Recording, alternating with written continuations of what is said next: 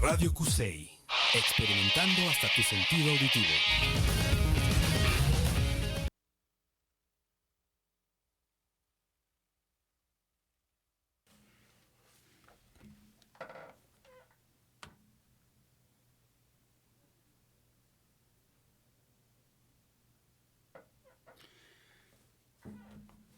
Hola a todas y todos, bienvenidos nuevamente a Translación, Moviendo Ciencia, el espacio donde exploramos cómo la ciencia cruza la frontera del laboratorio. El día de hoy estamos aquí con el ingeniero Carlos Peña, divulgador científico. Tenemos un capítulo muy especial, muy interesante sobre cuántica, física cuántica. Y Peña, Carlos viene a contarnos un poquito de su libro, ¿no? Que acaba de hacer la publicación de este libro que se llama Revolución Cuántica.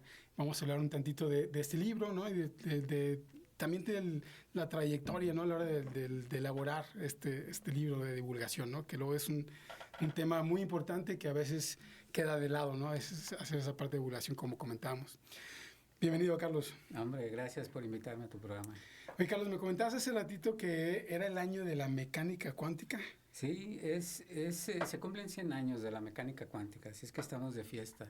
Porque la mecánica cuántica surgió en 1925, hace un siglo, y surgió porque la mecánica clásica ya no nos daba para explicar los diferentes fenómenos de la vida. Sí. Sí, y es un año muy importante y pues desafortunadamente no hay mucho eco en eso, ¿verdad? Claro, sí, siempre a veces se nos pasa o se pasa, ¿no? No se hace la difusión de este tipo. Yo no sabía, me dedico un poquito a ciencia, y no sabía que era el año de la mecánica cuántica. Y es un año internacional decretado por la ONU, o sea que tampoco es un asunto así de una organización de algún estado en particular, es un asunto oficial y mundial. Órale, pues gracias por venir, gracias por comentarnos y avisarnos de este día, de este año tan importante, ¿no? Y pues qué mejor que celebrar un poquito con la plática de revolución, ¿no? Creo que por eso publicaste este año el libro. Sí, de hecho sí, el libro es una inquietud de hace tiempo, y sí coincide con los 100 años de las ciencias y tecnologías cuánticas. Qué bueno, qué interesante. Pues vamos a dar, un poquito antes de entrar en temas, ¿no? Del libro y de la parte de la mecánica cuántica. Cuéntanos un poquito de tu trayectoria. Yo sé que eres ingeniero químico, me parece, pero ¿qué te hizo cambiar? O sea, más bien que cambiar, ¿qué te hizo adentrarte en el mundo de la divulgación? Ah, bien, mira. Sí, efectivamente soy ingeniero químico y estoy aquí en la Universidad de Guadalajara, en la ex Facultad de Ciencias Químicas, hoy CUSEI. Y pues yo egresé hace como 38 años, para que tengas una idea. Y bueno, hace poquito, ¿no? Unos cuantos días, ¿verdad? Casi 40. Sucede que, pues como todo mundo, y supongo que como muchos aquí en el CUSEI, pues somos inquietos, ¿no? Yo recuerdo cuando tuve conciencia de mí, tenía como 5 años. Entonces tuve un despertar y me di cuenta que era yo. Y a partir de ahí me empezaron a interesar cosas.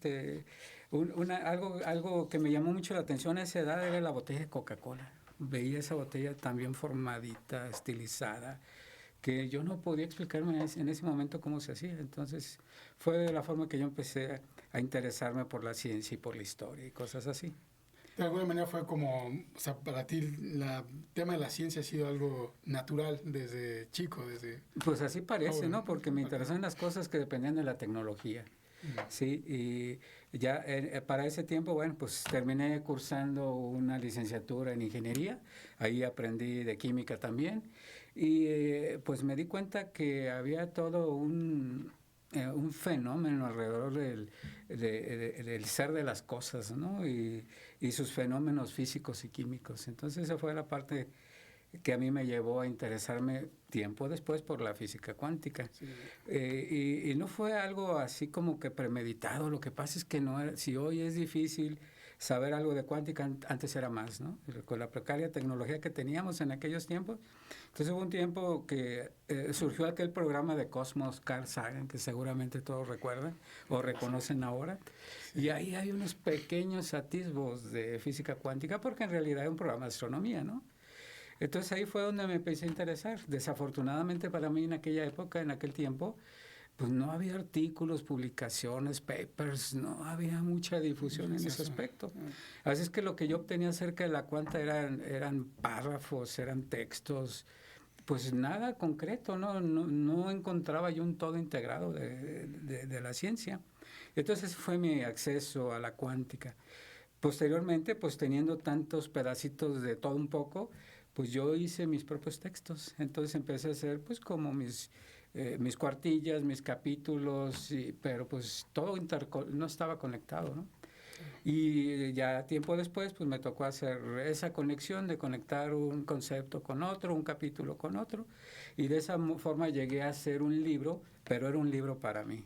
No era un libro que yo pensara publicar ni nada, eran como mis conocimientos adquiridos. Notas de clase, ¿no? Notas de clase literal, así fue. Ah, mira. Y porque hablar luego de cuántica es a veces un poco abstracto, ¿no?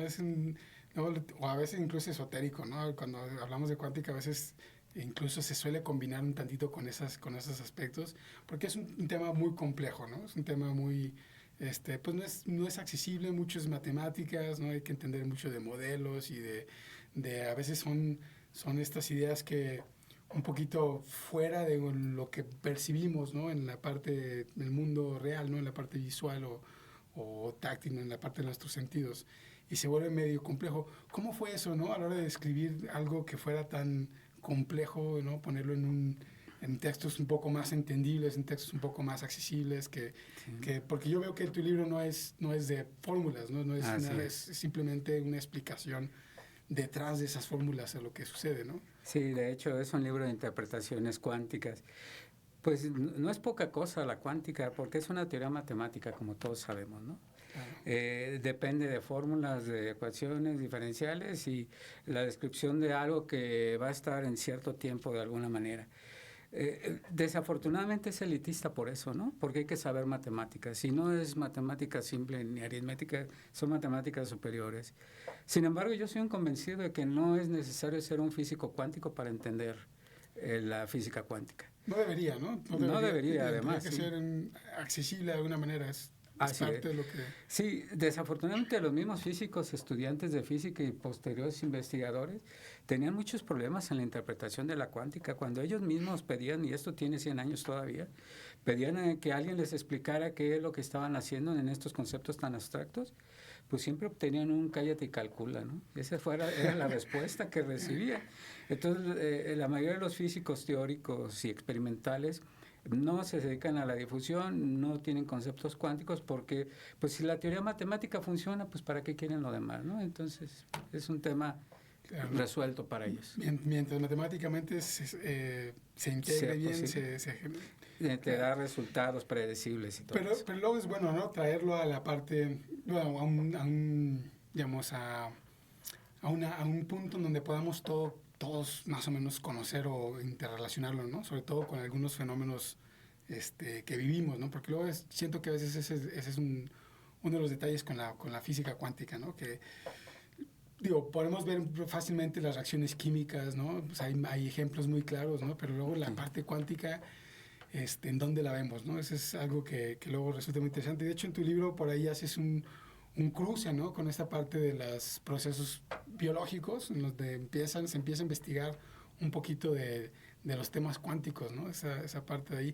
¿Tienes por ahí un ejemplo que nos cuentes, alguno de estos procesos, ¿no? En donde cruzas la parte cuántica con la biología, ¿no? Como creo que por ahí comentabas. Sí, mira, tengo uno muy interesante que enseguida les cuento, pero pues sí, es muy difícil hacer una difusión, una divulgación de la ciencia y más en la física cuántica porque es intuitiva. Nada de lo que nosotros conocemos en la vida diaria tiene una referencia directa en la física cuántica o al revés. La física cuántica no tiene referencias con los procesos cotidianos, ¿no? Que son muy deterministas. Y sobre todo porque nuestra vida diaria está muy en la física clásica, ¿no? En la causa y el efecto, en la causalidad. En fin, son esos procesos en donde nosotros vivimos un día a día, ¿no? Luego llegó la relatividad que nos metió en ciertas conjeturas con su distorsión del espacio-tiempo para desplazar a la gravedad, ¿no? Luego llega la cuántica casi al mismo tiempo, ¿no? En 1901 se hicieron las primeras conjeturas cuánticas, porque la física clásica ya no explicaba los fenómenos físicos que sucedían. Y la física cuántica pues sí fue un parteaguas. De hecho, fue una revolución total porque, y llamada tal como revolución porque pues el paradigma de la ciencia clásica era algo que era constante, fluido, se descubrió una cosa y eso hacía que se descubriera otra, y todo era explicable con ese proceso y ese pasado. Sin embargo, el nuevo paradigma de hoy es que los efectos cuánticos ya no son explicables desde la física clásica, ni siquiera de la relatividad, porque la relatividad además es un asunto para lo más grande, y lo muy grande, lo muy pesado, lo muy energético, ¿no? Entonces la cuántica, que se dedica a lo más fundamental, como en la biología sucede, a lo más fundamental de la existencia, es decir, las partículas subatómicas, protones, neutrones, electrones, y los componentes de esas partículas, como en el caso de los protones y neutrones, que son los quarks y los gluones, ¿no? Estamos hablando de cosas muy, pero muy pequeñas. Debido a eso, la física cuántica es importante porque pues, es la realidad fundamental de la naturaleza. Por eso tiene que ver con los procesos biológicos. Porque, en efecto, pues, siendo la realidad fundamental de todo, estamos hablando de lo vivo y lo inanimado, y de los pensamientos incluso, pues debe haber respuestas en la física cuántica para todo eso. Desafortunadamente no estamos tan avanzados como para hablar acerca de la conciencia y esas cuestiones psicológicas todavía, pero por ahí va el asunto. Uno de los fenómenos más interesantes desde mi punto de vista en la biología es, por ejemplo, esta metamorfosis que sufre un renacuajo para convertirse en una rana, ¿no? Como ustedes bien saben, un renacuajo pues tiene una colita cuando nace, ¿no? Es un animalito, un filamento prácticamente, que nada moviendo una colita. Sin embargo, en un proceso de menos de 6 semanas, ese renacuajo va a absorber esa colita que tiene para luego crear sus ancas de rana, ¿no? Y ese proceso es un proceso cuántico porque, de no ser así, el renacuajo no le ajustarían su vida entera para hacer un proceso de transformación como ese. Es un proceso muy interesante porque involucra un fenómeno cuántico que se llama tunelación cuántico, el túnel cuántico, ¿no? En donde para desbaratar el colágeno, que es el ingrediente principal de la colita, de los huesitos, de las fibras, de las proteínas de la rana, pues se utiliza colagenasa. Y es así como un catalizador que cataliza para que sea un proceso muy rápido, una reacción muy rápida, el hecho de transformar todos sus constituyentes y luego formar con esas mismas estructuras, fibras, huesitos y todo eso, con ese mismo colágeno, formar 2 patitas en la rana. Qué interesante, digo, porque sí, seguidos vemos la parte cuántica como algo, pues sí, teórico, ¿no? Básico. No solemos meternos mucho en la parte de qué aplicaciones tiene en la vida diaria, ¿no? Sí. O en los fenómenos que encontramos, ¿no? Y de hecho yo ahorita estaba pensando, que estabas comentando, porque no vemos nada de cuántica o no ni siquiera el concepto en la primaria, secundaria y demás, ¿no? Es algo que conocemos ya en la universidad, yo creo, ¿no? Sí, a veces por motivaciones intelectuales propias. Y a veces sí, exactamente, y hay muy poca difusión en ese sentido, ¿no? Y sí, lo comentabas, es cierto, esto del efecto túnel era, yo no soy físico cuántico, no lo conozco bien, pero el efecto donde, ¿cómo era? Un efecto donde tenías una molécula, podía atravesar una barrera. Ah, sí, es una molécula que no tiene la suficiente energía para superar un obstáculo, una barrera de energía. Entonces, ahí se hace uso de la superposición cuántica, porque si esa partícula subatómica puede estar en 2 estados, ya lo sabemos, ¿no? Que puede estar como partícula y como onda. Claro. Entonces, cuando supera esa barrera de energía, porque no la puede brincar por no tener la energía suficiente, utiliza sus propiedades de onda. Y esa es la forma en que se puede rebasar un obstáculo, una barrera, para que se pueda pasar del otro lado. Como disminuyendo la actividad energética que necesita para que se dé la reacción, por ejemplo. Pues ese es el fenómeno. Te pongo un ejemplo. O evadiendo más que disminuyendo. Es que ninguna de las dos es una realidad cuántica que en el momento en que nosotros la aceptamos, entendemos más a la cuántica. Por ejemplo, te pongo dos ejemplos. Uno es el del Sol. El Sol, nuestra estrella, es una estrella tan pequeña que nunca debió haberse encendido. No tiene el tamaño para que surja como una estrella tal como la conocemos, ¿no? Entonces, gracias al efecto túnel cuántico, esta estrella se encendió, nuestro Sol.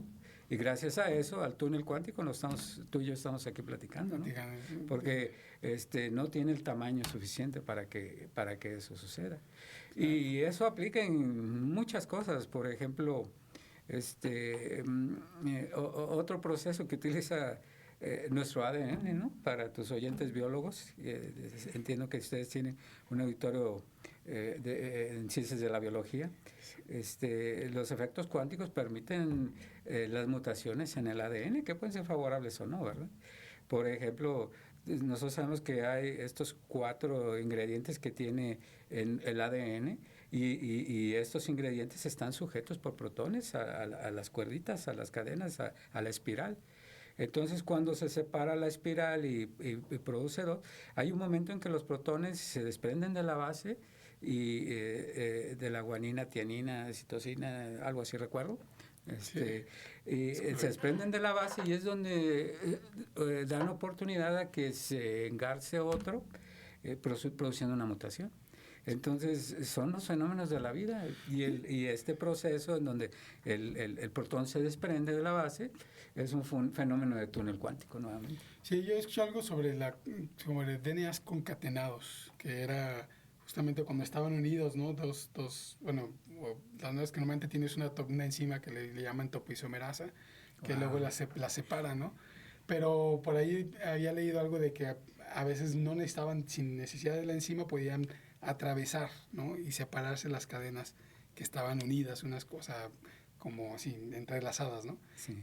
Y me decían que era algo como un fenómeno cuántico, el túnel cuántico. Sí, pues mira, lo explicas mucho mejor que yo, porque en efecto eso es. Lo que pasa es que la biología no está tan compenetrada todavía con la cuántica. Entonces, esa es la parte que nos hace falta, ¿no? Que las diferentes ciencias exactas, de humanidades y biológicas, pues interactúen con los fenómenos, con la ciencia cuántica, para que se puedan complementar, porque este fenómeno que platicamos del renacuajo, pues no se puede explicar solamente con biología clásica. Sí, eso es verdad. Falta integrar todavía asignaturas quizás de cuántica, ¿no? O al menos entendimiento general en varios de los, digamos, como materias básicas de estudio, ¿no? Para ir promoviendo también el entendimiento de la mecánica cuántica o de las ciencias cuánticas alrededor también de esto, ¿no? Por ahí me comentabas, porque es bien importante esa parte, ¿no? Que la física, la cuántica es más bien como una herramienta transversal, ¿no? O sea, puede ser como una herramienta transversal a diferentes disciplinas, ¿no? Pues, por ejemplo, biología, explicar este tipo de fenómenos, ¿no? Quizás también en temas tecnológicos, no sé. Había escuchado algo de computadoras cuánticas, ¿no? ¿Tú cómo ves, Carlos, en unos años con esto de ya mencionas como revolución cuántica, ¿no? ¿Cómo ves el escenario, por ejemplo, en temas de tecnología o sea, aplicaciones que se den con base a fenómenos cuánticos? Wow. Pues mira, es que la cuántica lo es todo, desafortunadamente o afortunadamente, porque es la naturaleza fundamental de la realidad. Es la naturaleza en su máxima expresión. Les voy a comentar de un fenómeno cuántico muy reciente. Es un descubrimiento que un español ya lo había reconocido hace como unos 10 años, pero que ahora, que hace 3 semanas se confirmó en un paper publicado en Nature, y acerca del entrelazamiento cuántico triple, ¿sí? Multipartita. ¿Por qué es importante? Porque el entrelazamiento cuántico es un fenómeno cuántico, el más famoso de todos, el que más desconcierta, que desconcertaba a Einstein, porque es cuando 2 partículas se entrelazan y por alguna razón se separan y traen consigo la misma información. Entonces, aunque medie por ellos una galaxia, cuando tú ves una de esas partículas, pues la otra se manifiesta con el spin opuesto, así se dice, con una propiedad opuesta a la que tú estás viendo cuando ves una de ellas, ¿no? Entonces, aquí lo cuestionable es cómo se comunican, entre comillas, si yo estoy viendo una aquí en Radio Cusey, y otra está a los confines de la galaxia. ¿Cómo se comunican si hay 200,000 años luz de distancia, ¿no? No puede ser algo inmediato porque violaremos un principio fundamental que es el de no rebasar la velocidad de la luz. Nada puede ser más veloz que la velocidad de la luz. Sin embargo, sucede y eso es instantáneo.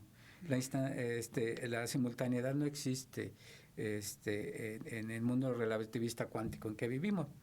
Yo he escuchado el experimento, no en galaxia, pero como en canchas de fútbol, ¿no? Creo que no me acuerdo quién, fue un experimento en la Universidad de Estados Unidos, no recuerdo ahorita el nombre de la universidad, pero que hacían justamente, tenían dos átomos que estaban interlazados, ¿no? Al parecer con este fenómeno. Los separan, los tenían creo que en canchas, 3 canchas de fútbol de distancia, y cuando generaban un cambio en el spin de uno, generaba inmediatamente el cambio en el otro, ¿no? O sea, el otro se opuesto, pues, cambio opuesto en el otro, ¿no? Sí. Y eso, bueno, yo en alguna conversación que tuve con algún colega que creo que trabajaba con programación cuántica, ¿no?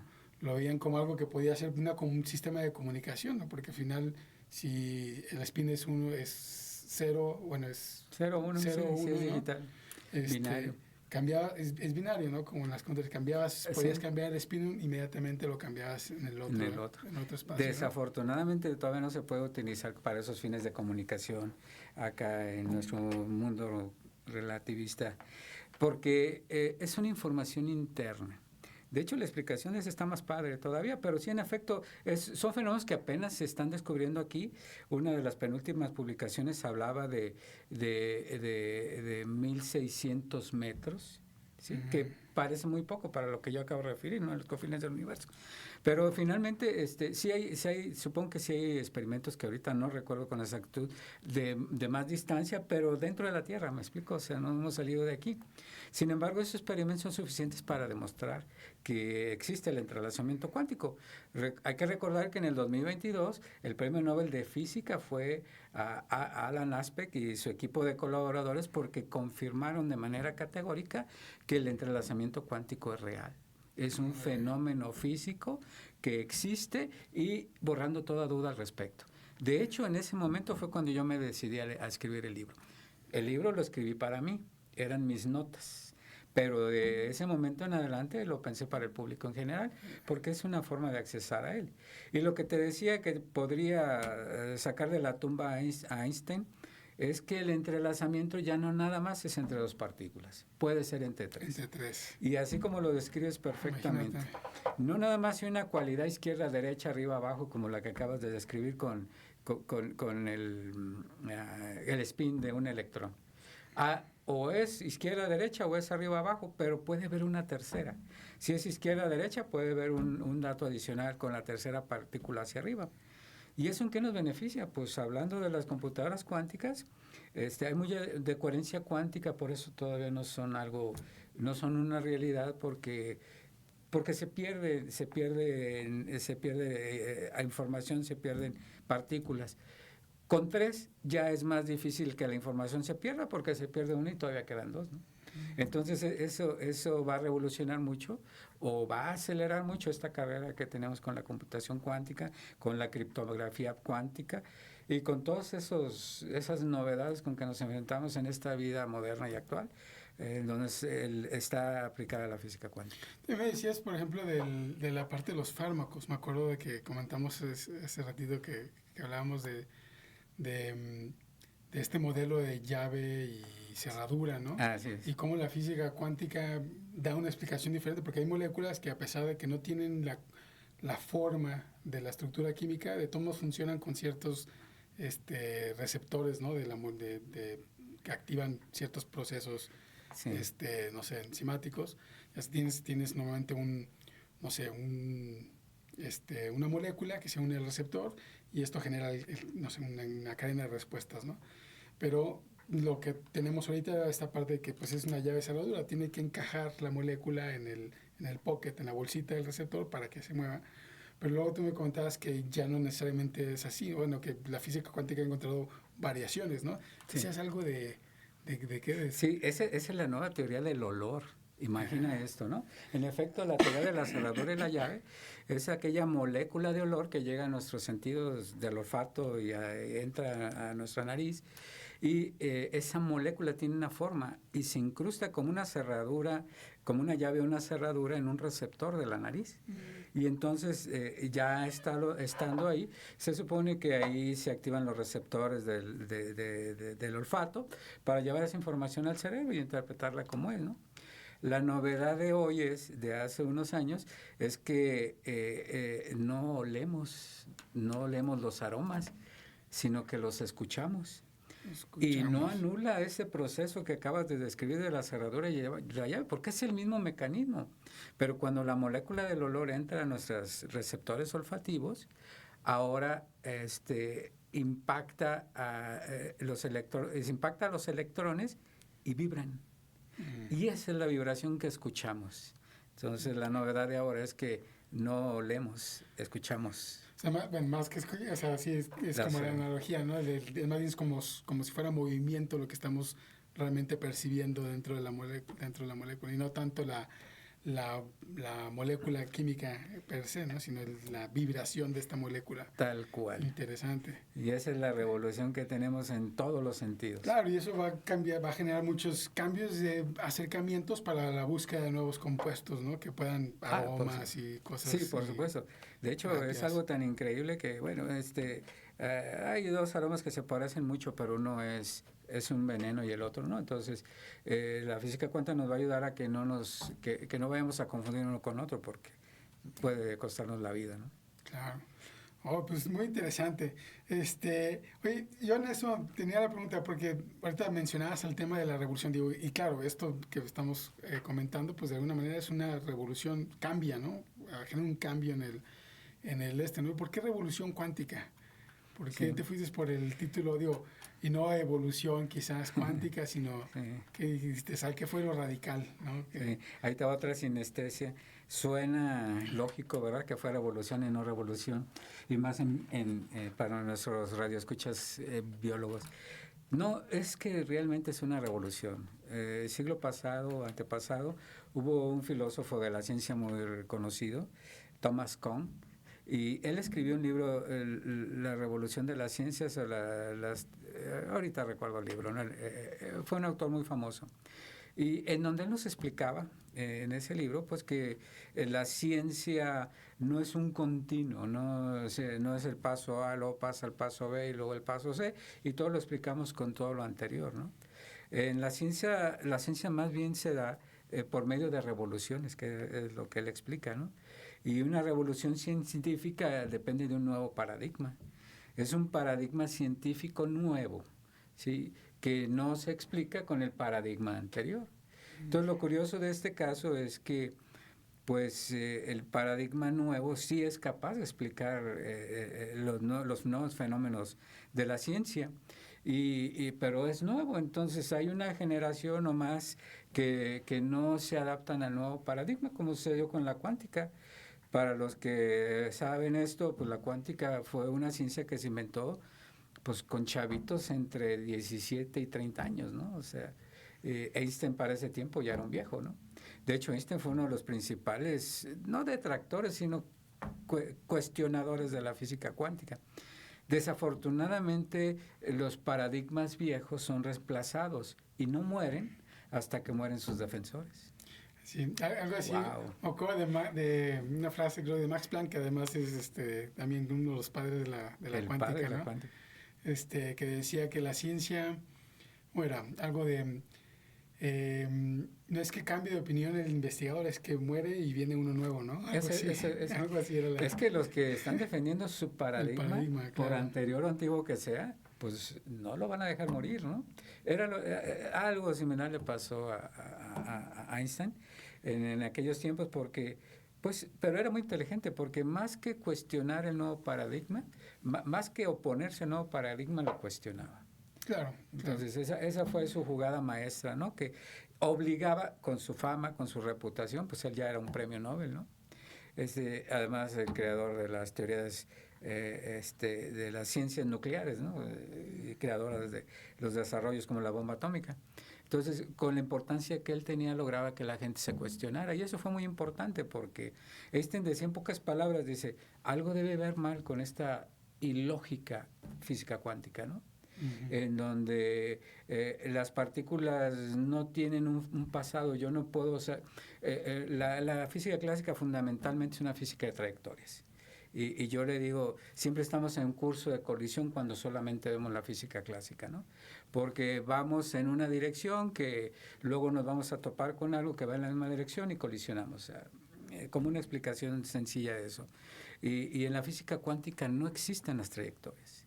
Entonces están los conceptos cuánticos que nos dicen que no se puede medir con exactitud la posición y la velocidad de una partícula.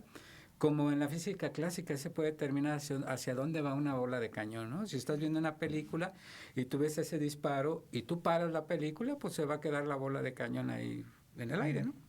Sí, de manera que si tú retrocedes o adelantes, tú vas a ver que está cumpliendo con esa parábola. Y esos fenómenos tan clásicos que tenemos. Lo que quiere decir que sabemos de dónde salió y a dónde va, ¿no? Entonces, es una forma de explicar las trayectorias que son algo común y corriente en nuestra vida diaria y, por supuesto, en la física cuántica.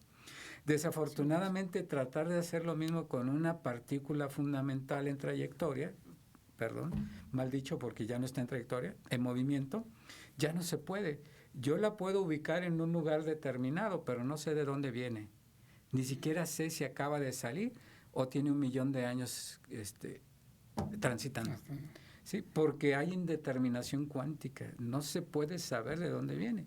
Y esto es algo muy técnico, pero que tiene una explicación que también no es difícil de entender, porque el estado de esa partícula que estaba comparando con una bala de cañón tiene una función de onda, y ese es el estado de la partícula.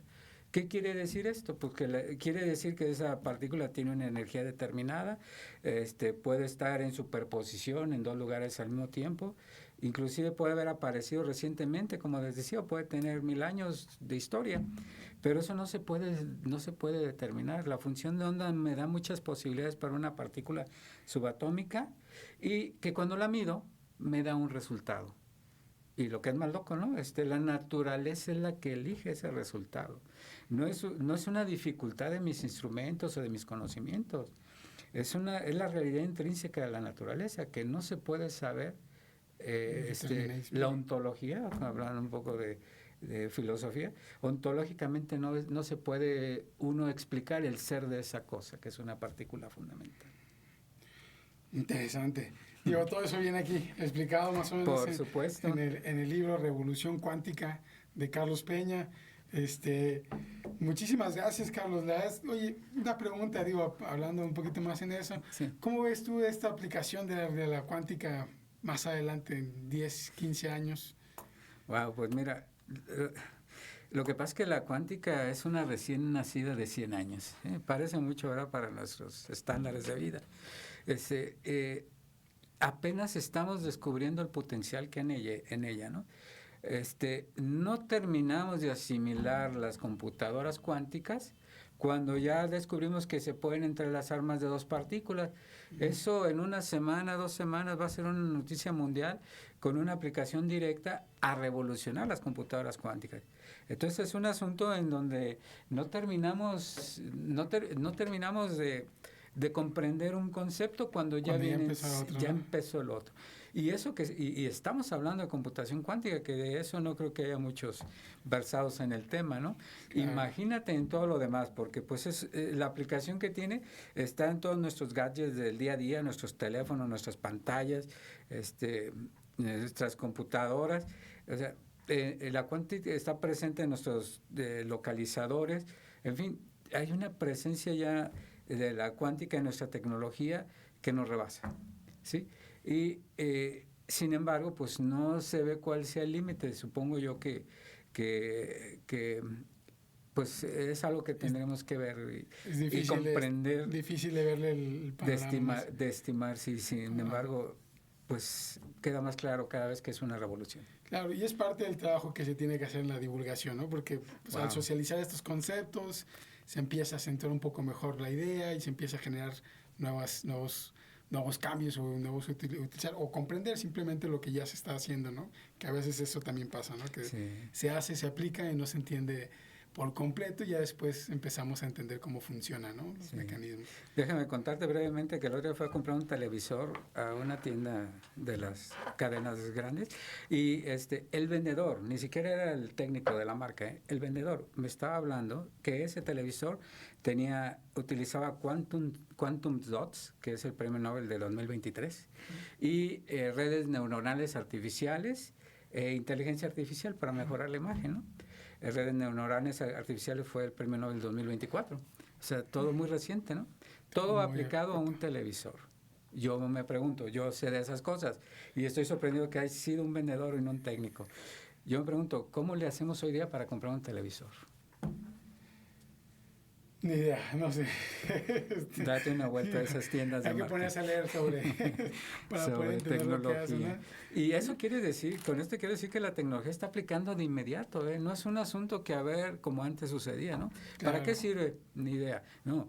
Ahorita los corporativos están ahí al acecho de cuál es la nueva tecnología para ver de qué manera la aplican y ganar una ventaja competitiva. Claro, sí, sí. No, pues a ver qué nos depara, ¿no? Esta parte de la física cuántica, qué tecnologías vamos viendo, ¿no? Que van naciendo a partir de ellas, digo, con todos los avances y fenómenos y pues, ir entendiendo un poquito más de esto, ¿no? Pues muchísimas gracias, Carlos, por venir a acompañarnos con nosotros, antes de terminar, simplemente porque a lo mejor habrá gente que esté interesada en el tema de cuántico, profundizar un poquito más. No sé si tienes referencias o también, no sé, algún consejo que les puedas dar sobre cómo adentrarse mejor al mundo de la mecánica cuántica, ¿no? Desde cualquier área o perspectiva, ¿no? Sí, bueno, principalmente en mis redes sociales, revolucioncuantica.mx, ahí me encuentran en todas las redes. Y la otra, asistiendo a mis cursos, que ahí en las redes podrán ver también, que es de difusión de ciencias cuánticas. Y pues el consejo es que pues no se lo pierdan. Me preguntaste algo en específico que se me fue. Bueno, yo los invito a que nos busquen, que nos vean en... te preguntaba de a lo mejor lecturas o algo así, ¿no? Pero, sí, perdón, es que era importante, por eso digo, en aras de aceptar que no lo tienen todo. Es muy importante esto. Yo les recomiendo que utilicen o que escuchen podcasts como esta grabación de hoy, pero entre contertulios, entre diferentes personas, porque deben de ser, para que sea un podcast interesante, los científicos defienden sus posturas, pero lo tienen que hacer de manera verbal. Claro. Y lo deben de explicar de una manera sencilla. Y además lo tienen que explicar con otras personas que tienen también el mismo conocimiento subjetivo acerca de una realidad fundamental como la física cuántica. Entonces, la física cuántica nos da la posibilidad de tener diferentes versiones. No sé si ustedes sepan que la física cuántica... les voy a decir primero los podcasts porque este es importante, ya lo demás lo van a entender ahí. Hay uno que se llama...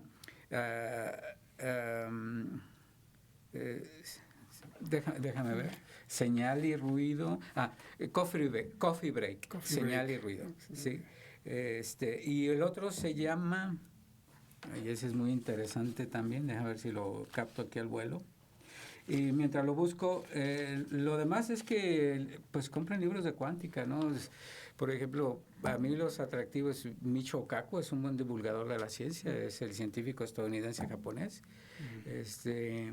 Y otros científicos cuánticos de vanguardia, vivos inclusive, la gran mayoría de ellos, porque hay algo importante que debemos de saber, la teoría cuántica no es una sola. Existen varias versiones, varias teorías cuánticas.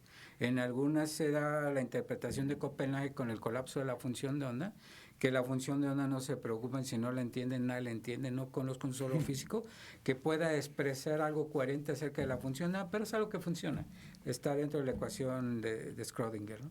Y como hay diferentes teorías, pues hay teorías en donde la función de onda sí colapsa y en otras donde no, como la teoría de los muchos mundos de Hugh Everett, ¿no? En donde simplemente hay dos resultados que bifurcan la realidad y tú te quedas en uno o en otro. Suponiendo el gato de Schrödinger, una realidad se bifurca hacia el lado donde está el gato vivo y otra realidad se bifurca hacia donde está muerto. Si tú vives en la realidad donde el gato está vivo, no pasa nada porque el gato ya está, continúa su vida y la tuya. Pero en la realidad del gato muerto, pues el gato vivo no se da cuenta que hay una realidad alterna de otro mundo en donde está muerto, ¿no? Y las personas que acompañan al gato pues viven con esas consecuencias. Entonces son teorías radicalmente opuestas, pero que perfectamente matemáticas iguales, no le quita una nada a la otra, y ambas científicas, por increíble que parezca. Así va, ¿no? Así comienza a desarrollarse un poquito la ciencia, ¿no? Las ideas, y luego en algún momento esperemos que se integren, ¿no? De alguna manera, pero claro, es válido, ¿no? Hasta que no se puedan probar, porque ese es otro de los puntos importantes en cuántica, ¿no? Es muy difícil luego a veces hacer comprobaciones fuera de lo matemático, pues, sí, ¿no? Sí. La parte de experimentos, ¿no? Cosas por el estilo. Yo sabía que para trabajar con cuántica a veces hay que estar en ceros absolutos, ¿no? Que pues, mantener un experimento en ceros absolutos es bastante complicado, ¿no? Sí, y además las teorías, por ejemplo, las de Einstein, que tienen 100 años, tardaron 100 años en comprobarse. ¿Sí? Claro. Entonces, las ondas gravitacionales y una serie de teorías que apenas que acabamos de demostrar en experimentos, tuvieron que esperar un siglo. Imagínate. Pero bueno, así es esto. Pues muchísimas gracias, Carlos. Si te quisieran encontrar, me decías ahorita que ibas a mencionar tus redes sociales. Sí, tengo mis redes sociales. Y una página de internet tenías. Sí, de hecho es revolucioncuántica.mx. También tengo un podcast, pero es importante. Perdón, un podcast es un chatbot en donde puse mi libro, mi archivo, mi PDF del libro, para que ustedes lo puedan interactuar con él. Lo tengo activo en Telegram. En Telegram. ¿Y ese cómo lo encuentras en Telegram? Ahí mismo en tu página. Sí, me gustaría, como todavía lo está en diseño, pero ya pueden accesar a él. Necesitaría mandarles el link para que accesen y está en mis redes para que lo puedan ver. Excelente. Entonces, es una forma de interactuar conmigo sin mi presencia, y el chatbot lo que hace es tomar las respuestas de mi archivo de mi libro y brindárselas con mucho gusto a ustedes. Oye, eso está buenísimo, porque luego uno lee libros y dice, me acuerdo que en este libro venía esta información, no sé dónde, ¿no? Y buscar otra vez todo es un rollo, ¿no? Sí, pero sí, con aquí chatbots, buscas, por ejemplo, es esto que hablamos de la función de onda, y pues te va a sacar la información de donde aparece la descripción de la función en el libro, para ver si alguien en el público logra entenderla. De acuerdo. Pues muchísimas gracias nuevamente, Carlos. Gracias, qué Iván. gusto tenerte por acá. Y pues felicidades por el libro de Revolución Cuántica, ¿no? Ojalá que pues se vendan muchas copias por ahí, ¿no? En la librería Carlos Fuentes de la Universidad de Guadalajara. ¿Lo encuentras? Ahí lo encuentran de momento. Y quiero decirles por último que lo tengo participando en el premio estatal de divulgación, ciencia y tecnología. Está por resolverse el asunto del premio y tengo mucha expectativa de que nos vaya bien. Ojalá que sí, ¿no? Muchas felicidades, mucho éxito con eso. Pues allá en casa, ¿no? Díganos cómo ven el tema de la mecánica cuántica, ¿no? ¿Qué saben? ¿Cómo ven eso aplicado en sus vidas? No sé, a veces nos suena algo muy complejo, a veces nos llegan por ahí algunas ideas que no entendemos, ¿no? Sobre la parte cuántica, pero pues yo los invito a indagar, y si tienen preguntas aquí con Carlos pueden hacerlas directamente o en su chatbox, o nos pueden escribir a Translación Moviendo Ciencia. Esto fue Translación Moviendo Ciencia, yo soy Iván Mesa, gracias por acompañarnos y nos vemos en el próximo episodio. Saludos. Gracias. Hasta luego, Carlos. Muchas gracias. Felicidades. Pues, a ti. Muy atento.